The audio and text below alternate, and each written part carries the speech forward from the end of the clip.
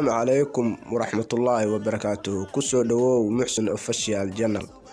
ما انت waxaan heynaa adeeg application-ka waafi sidee u arkaa sawirka sahalkaaga.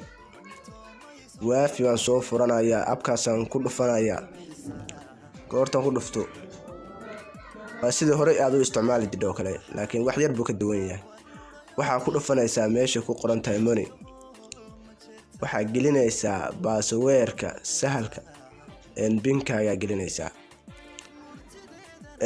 waa geliyay sahalka binka wuxuu yiri wareegay waa khalday lambarka sirta waa khalad waa ku celinaya xawaa degdeg baa igu jiray. waa geliyay wuxuu soo dirayaa koodkaas cabaar sugaysaa waana gelinaysaa koodkii waa weli soo dhicin. koodka waa soo dhacay waa 3523 login baa dhahaya. waxaan ku dhufanayaa calaamadda setting-ka waxaan ka sii dooranayaa akoontiga.